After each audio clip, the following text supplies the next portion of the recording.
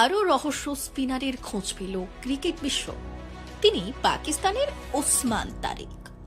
Pakistan super লিগে কোয়েটা গ্ল্যাডিয়েটর্সের হয়ে খেলছেন তিনি।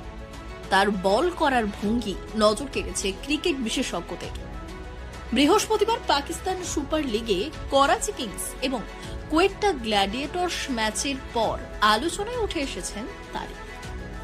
পাকিস্তানের তরুণ অফ স্পিনারের বল করার ভঙ্গি কিছুটা রবিচন্দ্রন অশ্বিনের মতো, তবে পার্থক্যও রয়েছে অনেকটা।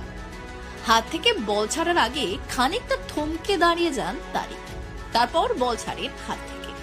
হঠাৎ দেখলে মনে হবে বল করার ঠিক আগে যেন একটু ভেবে নেন তারিক। তরুণ অফ স্পিনারের বল করার এই অভিনব ভঙ্গি বিভ্রান্ত করছে প্রতিপক্ষের ব্যাটারদের। সাফল্য পাচ্ছেন তারিকও। পাক স্পিনারের বল করার ভঙ্গি ভাইরাল হয়েছে সমাজ মাধ্যমে। বৃহস্পতিবার করাচির বিরুদ্ধে 4 ওভার বল করে 16 রান দিয়ে 2 উইকেট নিয়েছেন তারিক। তার বল বুঝতে না পেরে আউট হয়েছেন স্বচ্ছন্দে ব্যাট করতে থাকা ওপেনার টিম সেইফার্ট। আউট হয়েছেন 3 নম্বরে নামা জেমস ভিনসো। 2 বিদেশি ব্যাটারকেই এডভিড ব্লিউ আউট করেছে তারিক।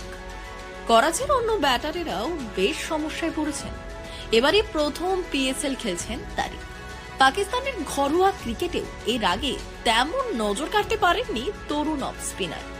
পাকিস্তানের প্রাক্তন অধিনায়ক মিসবাহ উল হক বলেছেন, তারিকের হাতে ক্যারম বল রয়েছে, বলটা নিখুঁতভাবে করতে পারে। তার মধ্যে একটা সূক্ষ্ম স্পিন রয়েছে যা ব্যাটারকে পরাস্ত করার জন্য যথেষ্ট।